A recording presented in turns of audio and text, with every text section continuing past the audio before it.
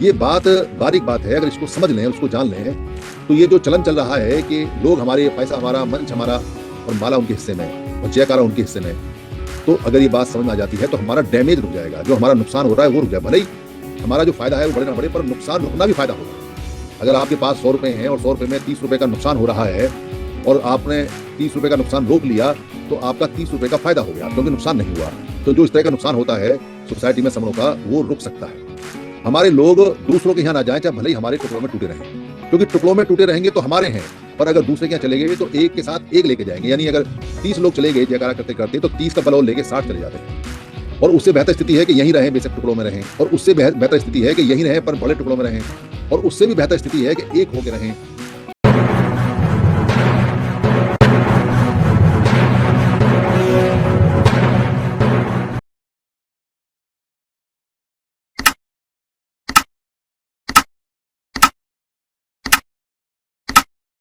समन संघ में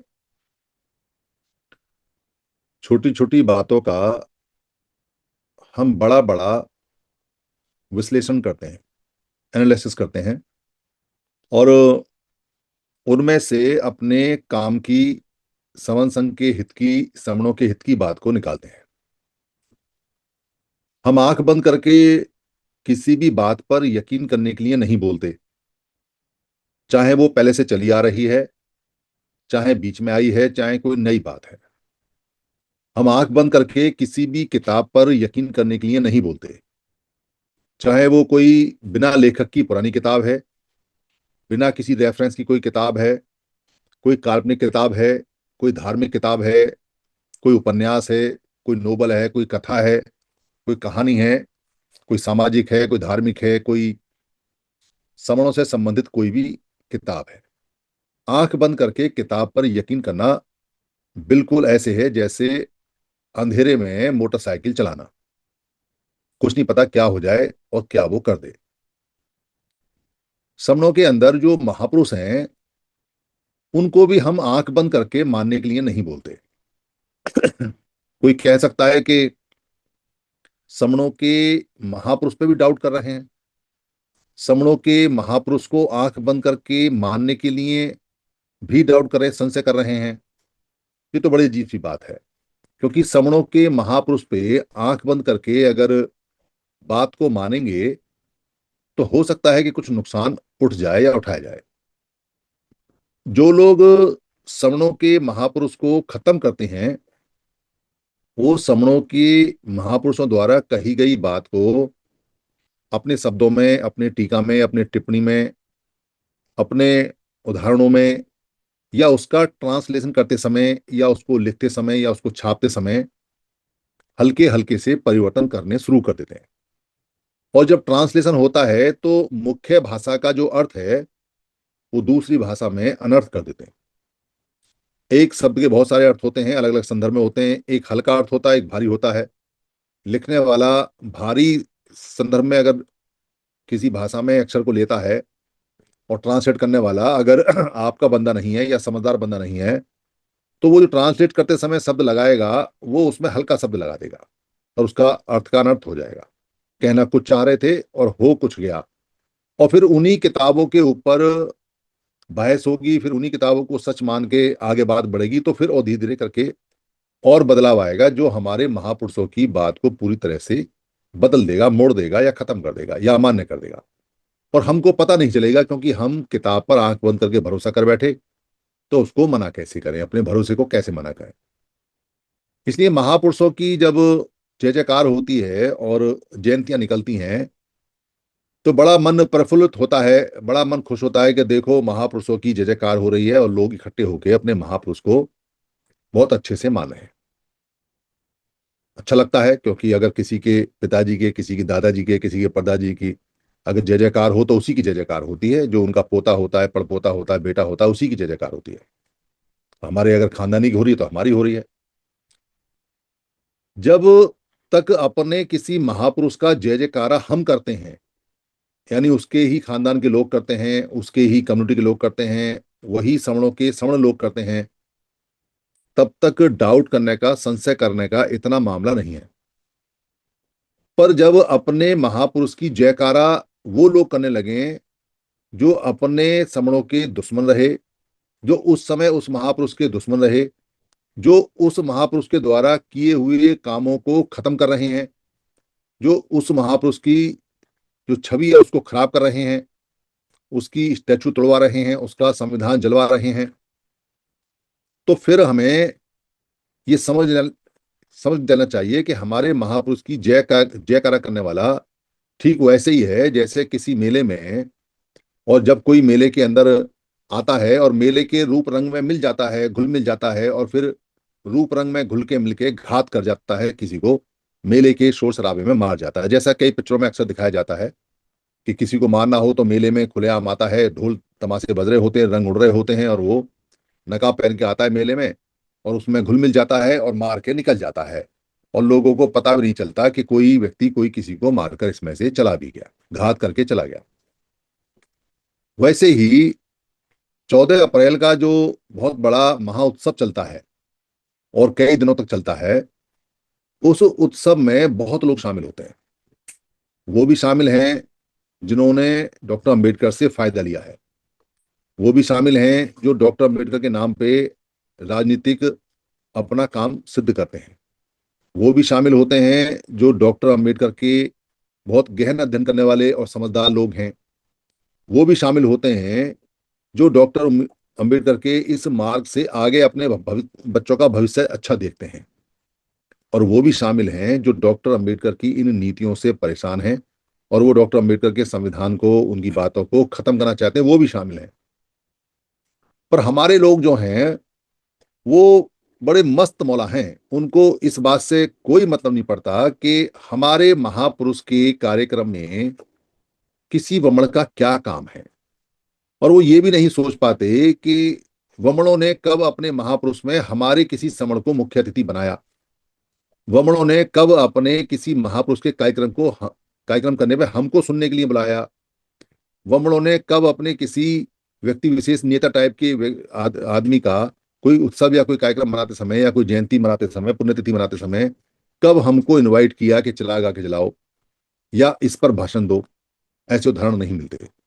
पर ऐसे उदाहरण 14 अप्रैल को बहुत मिलते हैं, जब हमारे लोग पैसा इकट्ठा करते हैं, जब हमारे लोग मंच सजाते हैं, जब हमारे लोग सबको घर से बुला बुला के उद्घाटन करवाते हैं डॉक्टर अंबेडकर के विचारधारा के विरोधी व्यक्ति से, भाषण दिलवाते हैं डॉक्टर अंबेडकर के विचारधारा के खत्म करने वाले व्यक्ति से, मुख्य अतिथि बनाते हैं ऐसे व्यक्ति को जो संविधान जलाने वालों को, जो डॉक्टर अंबेडकर की मूर्ति तोड़ने वालों पर कभी एक शब्द नहीं बोला, और ना ही कोई प्रक्रिया के लिए, कोई क्रिया के लिए, कोई कार्यक्रम के लिए, कोई एक्शन के लिए, कोई कार्यवाही के लिए कभी कोई धरना प्रदर्शन में शामिल हुआ, या कभी डॉक्टर अंबेडकर की किसी बात पर शामिल होकर उसने झंडा बुलंद किया हो।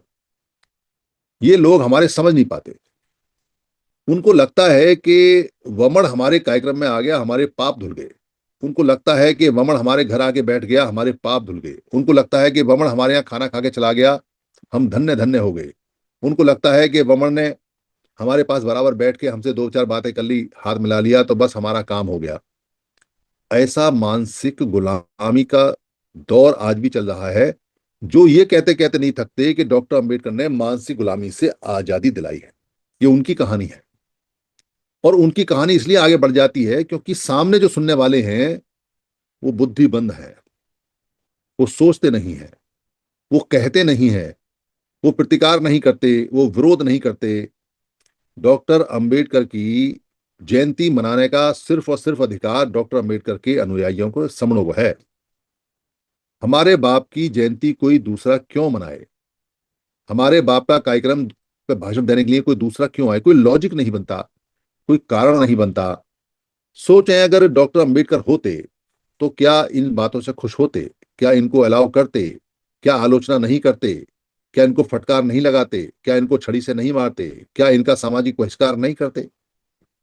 कौन सी नीति कहती है कि जिसके विरुद्ध आप खड़े हैं, जो आपके सारे अधिकार लेके जा रहा है, वही आपके महापुरुष के कार्यक्रम का मुख्य अतिथि होके, मुख्य वक्ता होके आपको संबोधित कर रहा है, और आप अपने जनमानस को उसको पेश कर देते हो थाली में रख के, जैसे नाचने वाली के आगे थाली में रखकर पैसा पेश कर देते हैं। इतना ज्यादा गिरे हुए विचार और इतने ज्यादा जो संकीर्ण सोच और बिल्कुल बुद्धिबंद है, उन लोगों को जगाना चाहिए, उन लोगों को कहना चाहिए कि हमारे महापुरुषों का जन्मदिन हम ही मनाएं, हम ही बोलें और हम ही बात करें, तो महापुरुष के जन्मदिन की सार्थकता है। और अगर हमारे महापुरुष पे के जन्मदिन पे सब कुछ भीड़ हम इकट्ठी करें, लोगों को हम लेके आए, खाना हम इकट्ठा करें, पानी हम इकट्ठा करें, और किसी दूसरे ऐसे व्यक्ति को जो उस विचारधारा का विरोधी है उसको हम मुख्य, तो वो क्या भाषण देगा? कोई भी व्यक्ति अपने समाज के विरुद्ध भाषण नहीं दे सकता। कोई भी व्यक्ति अपने अहित के अगेंस्ट, अपने अहित के लिए भाषण नहीं कर सकता। किसी भी वमन से ये कहना कि वो डॉक्टर अम्बेडकर की उन बातों को बोलेगा जिसमें 22 प्रतिज्ञाएं हैं, जिसके अंदर साफ साफ लिखा हुआ है कि हमको क्या करना चाहिए और क्या नहीं करना चाहिए, वो क्यों बोलेगा? 26 अलीपुर रोड, जो बाबा साहब का मरण दिन का, जहां उन्होंने अंतिम सांस ली थी, मरण स्थल है, उस मरण स्थल पे जो ओरिजिनल ढांचा था उसको तोड़ के काल्पनिक ढांचा बना दिया, और उसमें डॉक्टर अम्बेडकर की 22 प्रतिज्ञा नहीं लगी हुई है उसके अंदर। कोई प्रतिकार नहीं करता, क्योंकि चीजें बदलनी शुरू हो जाती हैं तो पता नहीं चलता कि क्या है और क्या नहीं है। इसलिए ऐसे लोगों को फटकार देनी चाहिए, ऐसे लोगों को समझाना चाहिए, ऐसे लोगों को बार बार पिंच करना चाहिए, ऐसे लोगों को बार बार प्रोवोक करना चाहिए, उनको हरेस करना चाहिए, उनको निराश करना चाहिए, उनको निरुत्साह करना चाहिए। जो ऐसे लोगों को भाषण के लिए बुलाते हैं या ऐसी मंचों में जाते हैं, या जो डॉक्टर अंबेडकर के दुश्मन रहे हैं और वो डॉक्टर अंबेडकर कार्यक्रम लगाते हैं सिर्फ इसलिए कि राजनीतिक लाभ होगा, और उसमें कहीं ना कहीं हमारे दो चार पांच मूर्ख लोग मिलते हैं, वो खाली अकेले नहीं लगाते कार्यक्रम। कोई भी वमनों का कार्यक्रम ऐसा नहीं है जो वो खुद लगा के अपनी भीड़ बुला के खुद वहां समझाते हो डॉक्टर। एक भी ऐसा कार्यक्रम नहीं है जो वमनों के द्वारा वमनों के लिए और वमनों का हो। पूरे भारत में सारे कार्यक्रम ऐसे मिलेंगे जो समणों के द्वारा आए होंगे, समणों के होंगे, और जिसमें वमन मुख्य अतिथि होंगे, और वो बहुत सीना ठोक के और गर्दन ऊंची करके बोल के जाते हैं। वो ये मान के चलते हैं कि सामने वाले सब नीचे हैं, और उनके जो आयोजक हैं वो हाथ जोड़ के खड़े रहते हैं सिर्फ टिकट के लालच में, सिर्फ अपनी किसी पोजीशन के लालच में, सिर्फ अपने किसी मतलब के लालच में। और सामने वाले लोगों को ये पता ही नहीं चलता कि जयंती तो उल्टी हो गई, डॉक्टर अम्बेडकर का भाषण तो उल्टा हो गया, डॉक्टर अम्बेडकर की आइडियोलॉजी तो उल्टी हो गई। उनको समझ ही नहीं आता। उनको उनको लगता है कि अरे वर्मण आया डॉक्टर अम्बेडकर के बारे में बोल के गया, और देखो बाद में जय भीम भी बोल के गया, हम तो बलिहारी हो गए, धन्य हो गए, हमारे तो सारे काम हो गए। बस इतना सा सोच और इतनी सी बात लेके सारा मिशन मिट्टी में मिला। जो जो समाज अपनी वैल्यू नहीं जानता, जो समाज अपने महापुरुषों की वैल्यू नहीं जानता, जो समाज अपनी आइडियोलॉजी की वैल्यू नहीं जानता, जो अपने विचारों की, अपनी आइडियोलॉजी की, अपनी सभ्यता की रक्षा नहीं कर सकता, जो उसको जगा नहीं सकता, जो उसको मान नहीं सकता, जो उसके बारे में बात नहीं कर सकता, वो मरे के समान है। और अगर नहीं भी मरा है तो मर रहा है, मर जाएगा, बचने की उम्मीद नहीं है। क्योंकि खुद को बचाना है तो खुद को बचाने के लिए खुद की प्रॉपर्टियां बचानी पड़ेंगी। सोसाइटी में एक व्यक्ति के बचाने से सोसाइटी नहीं बचती। सोसाइटी में, समाज के अंदर कुछ लोगों को बचाने से समाज नहीं बचता। समाज के अंदर सभी लोगों को बचाने से समाज बचता है। और समाज को बचाने के लिए समाज की जो वैल्यूज हैं, जो समाज की यहाँ मान्यताएं हैं, जो परंपराएं हैं, जो सभ्यताएं हैं, जो यहाँ समाज के अंदर पूरी पूरी पूंजी है, उसको बचाना जरूरी होता है। अगर उसको नहीं बचाएंगे तो फिर अपने पूरी सभ्यता समाज को नहीं बचा सकते हैं। ये छोटा सा काम है। इसलिए आपने देखा होगा कि जो, तो ये जो सभ्यताएं हैं, ये जो हमारी परंपराएं हैं, इन परंपराओं को बचाने का काम अगर होगा तब हम अपने सारे बच्चों को बचा सकते हैं। और उसमें महापुरुषों को बचाने का, उनकी पूंजी को बचाने का जो दायित्व है वो हमारा है। पर हम इतने मस्त मौला हैं कि कोई दूसरा व्यक्ति हमारे महापुरुष पे फोटो पे ताली माला चढ़ाता है और वो वमन होता है, और हम तालियां बजा बजा के बड़े खुश होते हैं कि देखो वमन ने हमारे महापुरुष पे माला चढ़ाई। दुनिया में जितने भी विरोधी लोगों ने अपने विरोधियों के गले में माला पहनाई है, उस माला का नाम उन्होंने हार रखा है। हार, माला नहीं बोलते, हार बोलते हैं। वो विजय नहीं बोलते, वो मान्यता नहीं बोलते, वो हार बोलते हैं। हमने हार पहना दिया। तो वो प्रतिज्ञा लेते हैं उस समय कि हम इसको जड़ से खत्म कर देंगे। जो व्यक्ति विरोध में होता है, जब वो किसी के आगे हाथ जोड़ता है तो वो संकल्प लेके जाता है कि तुझको छोड़ूंगा नहीं। अगर आपको बहुत पास के उदाहरण देखने हो तो आप एक एक करके जितने भी अब तक के पिछले 70 साल में जो राजनीतिक व्यक्तित्व हमारे पैदा हुए हैं, जिन्होंने प्रचार प्रसार किए हैं, जिन्होंने लोगों को इकट्ठा करने का काम किया हुआ है, आप उनको देखो। जब भी विरोधी वमनों ने उनके हाथ जोड़े हैं, हाथ जोड़ के मंचों पे उनका स्वागत किया है, उनको पटके पहनाए हैं, उनको मालाएं पहनानी हैं, उन लोगों के नाम तक भी खत्म हो गए। उनको पॉलिटिकली खत्म कर दिया, किसी को जेल में पहुंचा दिया, किसी को रेल में पहुंचा दिया, किसी को करप्ट कर दिया, किसी को अमान्य कर दिया, किसी को कुछ कर दिया। वो सारे लोग, और अभी भी आप देख सकते हो कि जो लोग हमारे बोलने वाले, अभी पिछले 10-15 साल के अंदर जो लोग बोलने वाले थे, वो सारे एक एक करके एक एक करके एक एक करके जा चुके हैं। और आने वाले जो लोग इस तरह के आएंगे, वो भी सब इसी तरह से जाएंगे। क्योंकि कोई भी विरोधी जो व्यक्ति होगा, वो अपने विरोधी को क्यों सपोर्ट करेगा, क्यों उसको आगे बढ़ाएगा, और आगे बढ़ाएगा, सपोर्ट करेगा, तो फिर विरोध किस बात का है। पर हमारे जो लोग हैं, वो मस्त मौला हैं, उनको इस बात की टेंशन नहीं होती, इसकी फिक्र नहीं होती। कोई वमन सामने जोर से बोल दे जय भीम नवोत्थाय, वो बलिहारी हो जाते हैं, कहते देखो हमारे बाबा साहब का नाम लिया, देखो हमारे बुद्ध का नाम लिया। वो ये नहीं सोचते, अरे जब वो जिंदे थे तब तो ये विरोध में था, ये मर गए तो ये सपोर्ट में क्यों आया। क्योंकि इतना सारा जो जनमानस है, वो उस मरे हुए व्यक्ति के पीछे खड़ा हुआ है। जो हमारा महापुरुष मर गया, मरने के बाद उन्होंने उस महापुरुष को जिंदा रखा और उसको साल दर साल बहुत बढ़ाया, और इतना बढ़ाया कि उसके पीछे जो इकट्ठे हुए लोग हैं, वो ताकत बन गए उसके नाम से। उस ताकत को लेने के लिए उस मरे हुए व्यक्ति के गले में माला डालना, उस मरे हुए व्यक्ति की मूर्ति के पैर छूना, उस मरे हुए व्यक्ति के आगे झुकना, उस मरे हुए व्यक्ति का जय जयकार करना इसलिए लाजमी है क्योंकि उसके पीछे जो जिंदे लाखों लोग हैं, खड़े हैं, करोड़ों लाख लोग खड़े हैं, जो जो जिंदे हैं, उनका मत चाहिए। और बिना मत के संवैधानिक अधिकार नहीं मिलता। और मत उन्हीं के पास है जो उस महापुरुष के पीछे खड़े हुए हैं। तो वो समझते हैं साइकोलॉजी के, अरे इनको कैसे पटाया जा सकता है, इनको कैसे यकीन दिलाया जा सकता है। तो यकीन दिलाने के लिए वो लोग उसमें से दो चार दलाल पैदा करते हैं, या जो पैदा हुए दलाल हैं उनको आइडेंटिफाई करते हैं, उनको चिन्हित करते हैं, और उनको ढूंढते हैं, उनको बुलाते हैं, और उनको पैसा, शराब, स्त्री, जमीन जायदाद, प्रशंसा, पद, पोस्ट, जैसे भी वो मान जाए, जो जिस भी तरीके से मान जाए, उनको उस तरह से साधते हैं। और वही दलाल लोग फिर लोगों को इकट्ठा करके उनके पर्चे छपवाते हैं, और फिर वो उनको बुला के हमारे महापुरुष के ऊपर भाषण चलवाते हैं, और वो ऐसा भाषण दे के जाते हैं, हमारे लोगों को लगता है कि अरे ये व्यक्ति बाबा साहब की बहुत बढ़िया बात करता है, जयकारा हो जाता है उसका, वहीं का वहीं चमचे लगवा देते हैं। और इस प्रकार उस महापुरुष के, मरे हुए महापुरुष के पीछे जो करोड़ लोग हैं, उनमें से वो कुछ लोगों को ले जाता है। फिर दूसरे वाले आते हैं, यही काम करते हैं, फिर तीसरे वाले आते हैं, यही काम करते हैं। और जो महापुरुष के पीछे इकट्ठे करने की मेहनत की है, वो सारी की सारी टुकड़ों में टूट के बर्बाद हो जाती है। और जो दलाल टाइप के लोग हैं, उनका कुछ दारू का, बोतल का, मुर्गे का, पैसे का, मकान का, यात्रा का, भाड़े का, पद का, पोस्ट का, नेतागिरी का कुछ काम बन जाता है। उनमें अक्ल ही नहीं है, वो उसी में खुश है, वो कह रहे अरे ये मिल गया हमें, यही बहुत है, वरना ये भी नहीं मिलना था। तो करोड़ों लोगों का जो हिस्सा है, वो जो महापुरुष के नाम पे इकट्ठे होकर मिलना चाहिए था, वो टुकड़ों टुकड़ों में टूट जाता है। महापुरुष को कोई और ले जाता है। कई सारे महापुरुषों को ऐसे हर साल ले जाते हैं। पर सोचने वाली बात यह है कि कभी भी उन्होंने अपने महापुरुष या अपने किसी नेता के कार्यक्रम में हमको नहीं पूछा, हमसे भाषण नहीं दिलवाया, वो हमसे बात नहीं करवाते अपने लोगों की। उनके लोग हमें नतमस्तक होकर बात नहीं करते, उनके लोग हमारा जयकारा नहीं लगाते, हमारी कोई जयकारी की जगह नहीं है।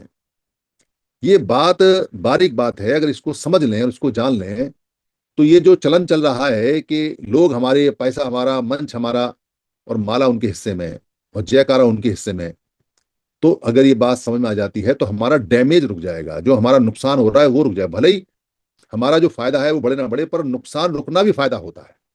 अगर आपके पास 100 रुपए हैं और 100 रुपए में 30 रुपए का नुकसान हो रहा है, और आपने 30 रुपए का नुकसान रोक लिया, तो आपका 30 रुपए का फायदा हो गया, क्योंकि नुकसान नहीं हुआ। तो जो इस तरह का नुकसान होता है सोसाइटी में श्रमणों का, वो रुक सकता है। हमारे लोग दूसरों के यहाँ ना जाए, चाहे भले ही हमारे टुकड़ों में टूटे रहें, क्योंकि टुकड़ों में टूटे रहेंगे तो हमारे हैं। पर अगर दूसरे के यहाँ चले गए तो एक के साथ एक लेके जाएंगे, यानी अगर 30 लोग चले गए जयकारा करते करते, तो 30 का बल और लेके 60 चले जाते हैं। और उससे बेहतर स्थिति है कि यहीं रहें, बेशक टुकड़ों में रहें। और उससे बेहतर स्थिति है कि यहीं रहें पर बड़े टुकड़ों में रहें। और उससे भी बेहतर स्थिति है कि एक होके रहें।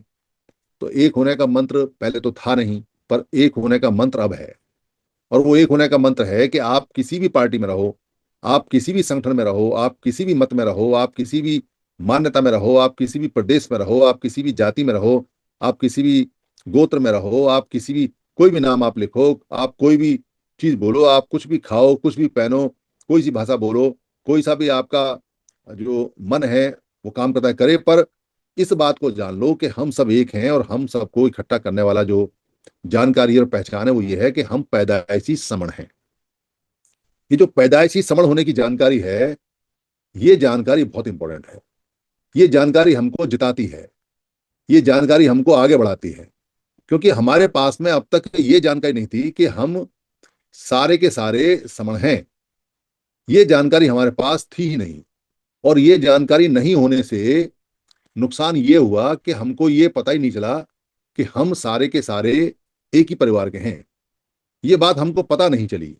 हमको लगता था कि हम में से कुछ लोग तो दलित हैं, कुछ लोग अति दलित हैं, कुछ लोग शूद्र हैं, जिसको अंग्रेजी में कहते हैं ओबीसी हैं, कुछ लोग एससी हैं, कुछ एसटी हैं, और जो जातियों में है कि अलग अलग जाति के हैं, और जो गुरुओं के नाम पे अलग अलग टूटे पड़े हैं, इतने सारे गुरु हैं कि हम तो उस जो गुरु है उसके चेले हैं, और जो इतने सारे संगठन है कि वो तो हमारा संगठन है, ये तो हमारा संगठन है, और इतनी सारी जो पार्टियां हैं तो इस पार्टी का हूं मैं, उस पार्टी का मैं हूं, और जो इतने सारे भाषाओं के भेद हैं, तो हमको लगता है कि इस बिहारी से इस उड़ीसा वाले का क्या लेना देना, इस उड़ीसा वाले से इस केरल वाले का क्या लेना देना, इस केरल वाले से इस गुजराती का क्या लेना देना। हम उस चक्कर में रहे, टूटने के बहुत सारे कारण रहे, पर जुड़ने का एक भी कारण हमारे पास में सटीक नहीं हुआ जो हम जवाब के साथ, तर्क के साथ पेश कर सकें कि भाई इन सब घटनाओं के बावजूद, इन सब टुकड़ों के बावजूद, इन सब पहचानों के बावजूद जो हमारी अंतिम और पहली पहचान है वो पहचान है कि हम समण हैं।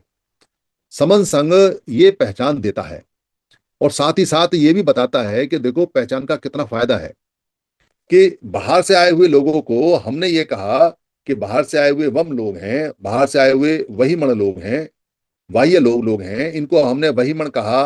उन्होंने बाद में इसको ब्राह्मण बोल दिया, हमने इसको वम कहा, बाद में इसको बदल के वमण हो गया। तो ये जो वमण हैं और जो बहिमण हैं, ब्राह्मण लोग लोग हैं, ये नाम हमने दिए, और हमारे दिए हुए नाम से वो इकट्ठे होते चले गए, और उन्होंने हमारा देखा देखी संघ बना लिया, और संघ से उन्होंने इतना फायदा उठाया कि आज वो सुख के सागर में गोता लगा रहे हैं, आज वो सुरक्षित हैं और आज वो विकास भी कर रहे हैं।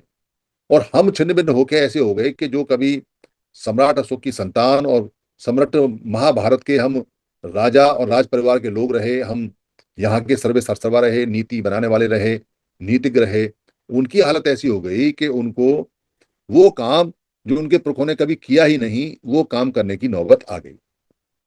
ये बात हमको अच्छी तरह से समझ लेनी चाहिए और जानकारी में लेके आनी चाहिए। अगर हम ये बात समझ में, जानकारी में लेके आते हैं, तो हमको अपने जो परंपराएं, सभ्यताएं, जो हमारी पूंजी है, जो संस्कृति है, जो हमारा सब कुछ है, उसको बचा के रखना पड़ेगा। हमको उनकी वैल्यू समझनी पड़ेगी कि ये कितनी कीमती धरोहर और कितनी कीमती चीजें हैं।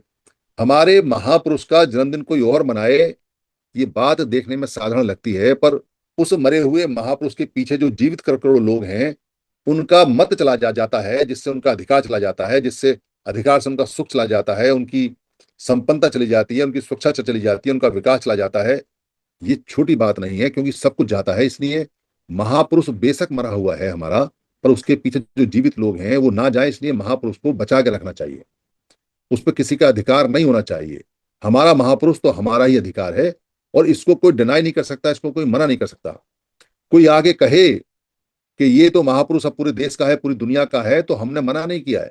आप ससलूट मारो, नमस्कार करो, पर पीछे खड़े होकर दरी बिछाकर, आगे मंच पर आकर भाषण देना नहीं, मुख्य अतिथि नहीं, मंच पे चढ़ना नहीं।